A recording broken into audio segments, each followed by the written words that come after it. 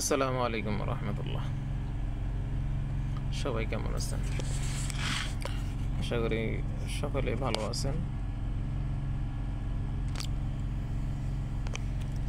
আসলে আমরা যাদেরকে আমাদের মুরব্বী মানি, যাদেরকে আমরা সবসময় সম্মানের চোখে দেখতাম,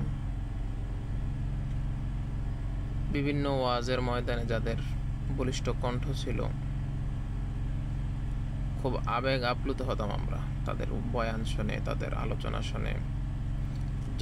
জজবা আসতো ভিতরে, তাজিদীপ্ত বয়ান, খুব জোরালো কণ্ঠে। অনেক কিছু আমরা আসলে আবেগে জাতি, তো অনেক কিছু আমরা আবেগ দিয়ে ভাবতাম। কিন্তু যাদেরকে আমরা এত সম্মানের চোখে দেখতাম, যাদেরকে আমরা এত আমাদের মুরব্বী হিসাবে মানতাম আমরা, তাদের এইভাবে পদস্খলন, আসলে এটা কখনো কোনোভাবে মেনে নেওয়া যায় না। আপনি ইসলামের জন্য কাজ করবেন, ভালো কথা, এটা ফরজ। ইসলামকে উলুণ্ঠিত করা কারো না কারো এটা ফরজে কাফায়া, কেউ না কেউ এটা পালন করতেই হবে। কিন্তু একটা দল যে কোরআনের রাজনীতি মানে না, সে কোরআনের আইন মানে না, কোরআনের রাজনীতি মানে না, ইসলাম তার সে নিজে তো মানে না, সে সম্পর্কে সে বিভিন্ন কটূক্তি, আলেমদের কটূক্তি, বিভিন্ন ধরনের গালিগালাজ, আপনি এমন একটা দলের সাথে আপনার জোট করতে হবে।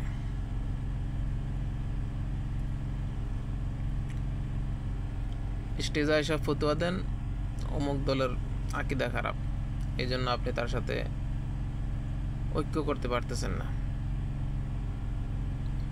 কওমি অঙ্গনে কতগুলা দল আছে,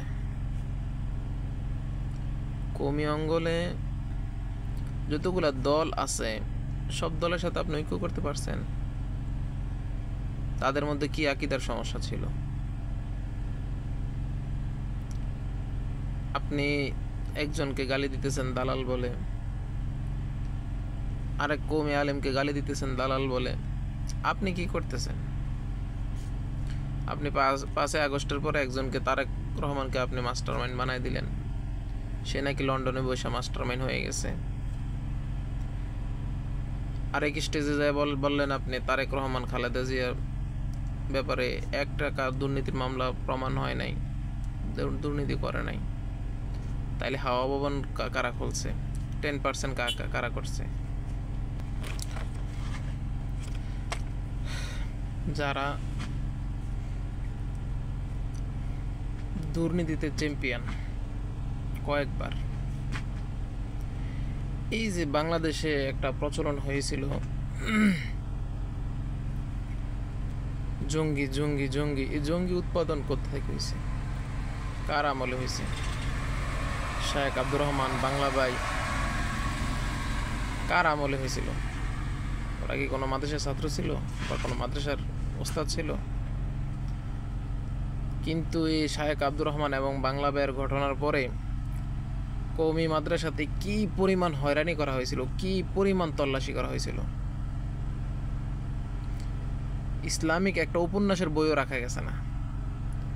ওস্তাদরা নিজেরা চেক করতো বিভিন্ন ট্রাঙ্ক, বেড়ের নিচে, বিভিন্ন জায়গায়, কোথাও ইসলামিক কোনো উপন্যাস পাওয়া যায় কিনা।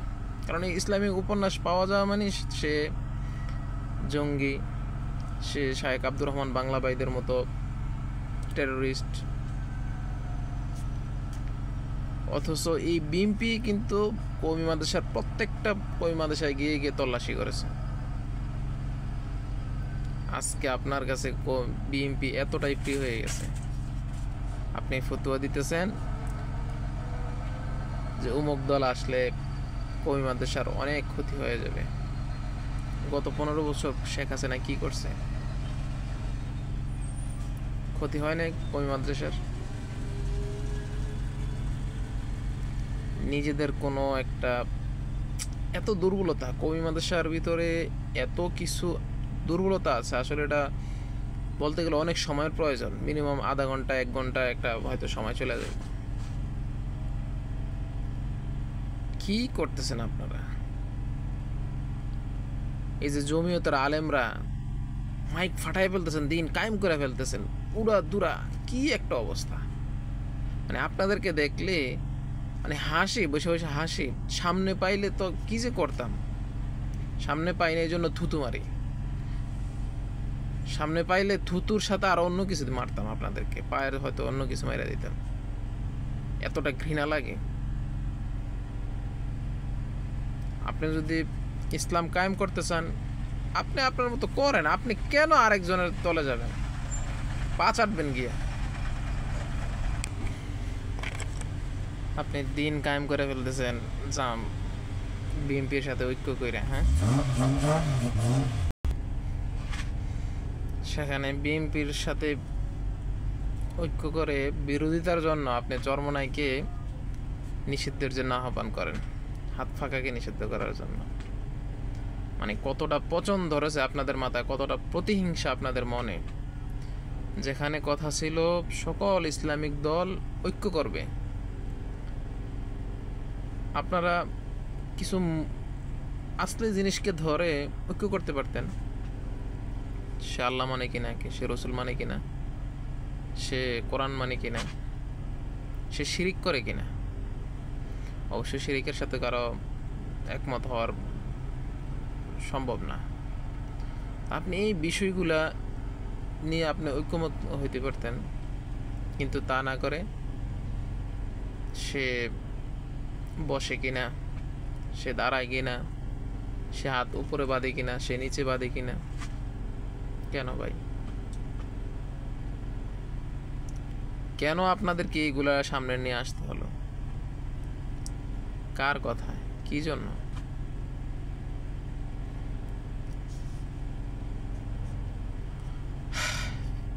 এই জুলাই পরবর্তী সময়ে অনেক স্বপ্ন ছিল আমাদের, যে অন্তত হাসিনা যে পরিমাণ জুলুম করছে আলেমদের উপরে, সব গণনার আলেমদের উপরে।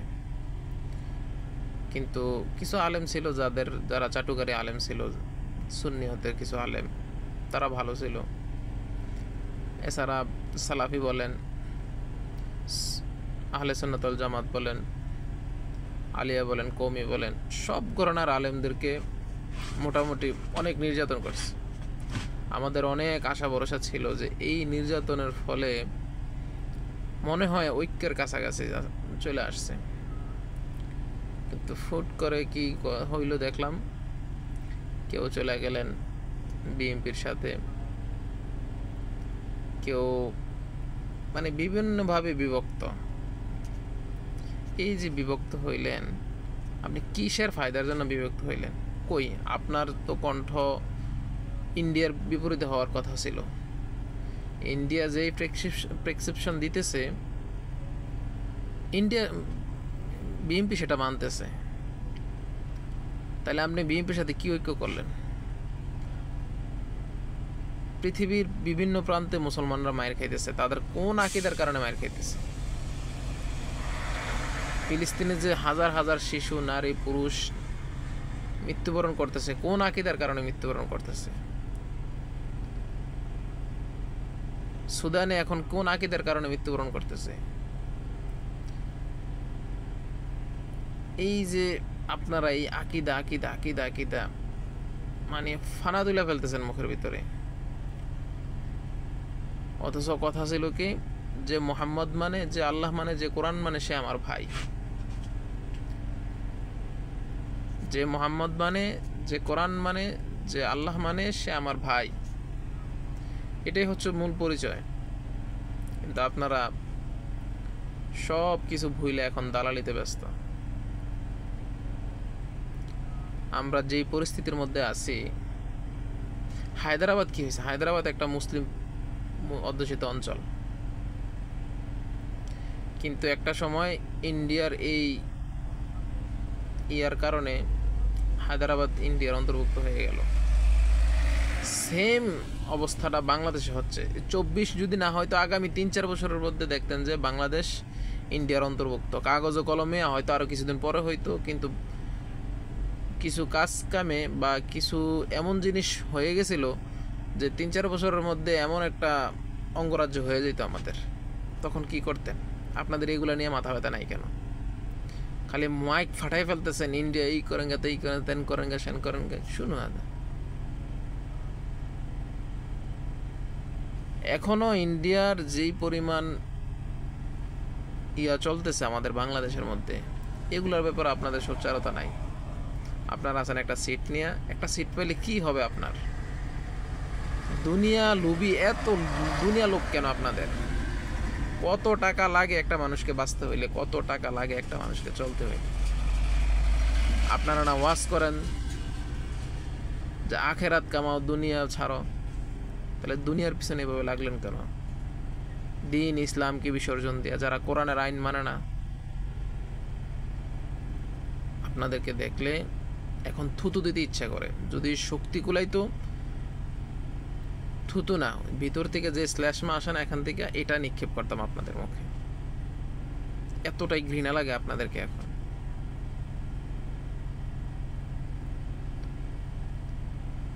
আব্দুল মালিক সাহেবকে দেখেন,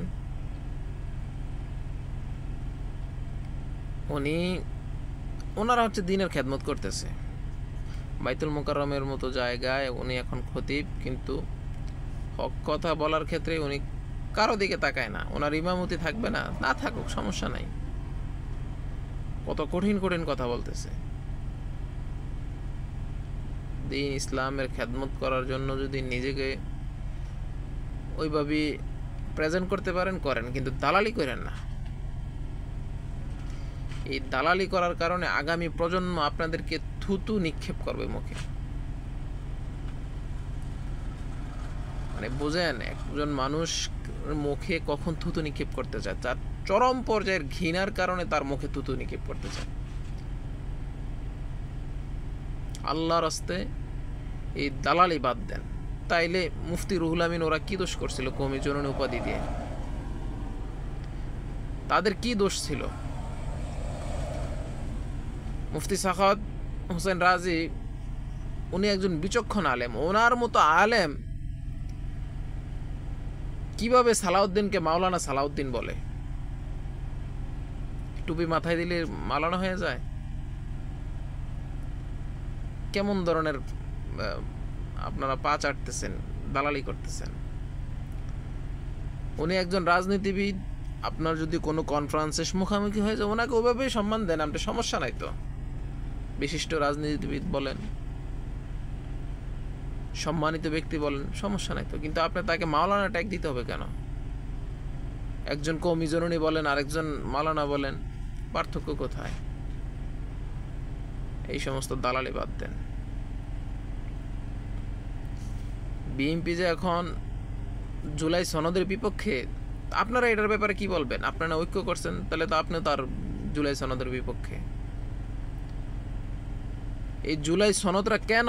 আমাদের ইন্ডিয়ান হেজিমনির থেকে আমরা বাঁচার জন্য। মোদি আন্দোলনের সময় কি হয়েছিল? কতজন মানুষ মারা গেছে? এই মানুষগুলোর কি জীবনের কোনো মূল্য নাই? জুলাইয়ের কোনো মূল্য নাই আপনাদের কাছে? একটা সিটের জন্য আপনারা এইভাবে নিজেকে বিসর্জন দিয়ে দিলেন। আল্লাহর রাস্তে এই দালালি বাদ দেন। দালালি বাদ দিয়ে রাজনীতি করতে চান, সঠিক পথে রাজনীতি করেন। এই পাঁচাটা রাজনীতি করেন না, তাহলে আগামী প্রজন্ম আপনাদের মুখে থুতু মারবে, আপনাদের মুখে শ্লেষ্মা মারবে, থুতু মারবে। আল্লাহর রাস্তায় ফিরে আসেন। মাঠে উঠা, স্টেজে উঠা এরকম গরম গরম বয়ান আর দিয়েন না। এই গরম বয়ানগুলো দেখলে এখন ঘৃণা আসে আপনাদের প্রতি, আরো ঘৃণা বৃদ্ধি হয়। মুনাফিক। কোরআনের মধ্যে কি আয়াত আছে? ইন্নাল মুনাফিকিনা ফি দারকি আসফালিন। জাহান্নামের সর্বনিকৃষ্ট জায়গার মধ্যে মুনাফিকরা থাকবে। মুনাফিকে বাদ দেন। দুনিয়ার এই জিন্দিগি কয়দিন? আপনার টাকার প্রয়োজন, ক্ষমতার প্রয়োজন, কয়দিন? এটা যদি জেনারেল মানুষ এটার পিছনে ঘুরে মারা যায়, সে অন্ধ, সে বোঝে না, সে জানে না। আপনি আলেম, আপনি সব কিছু জানেন, তারপরও আপনি এই পাঁচাটা সেই দালালি, সেই মুনাফিকি আপনি করতেছেন। আল্লাহর রাস্তায় এগুলা বাদ দেন।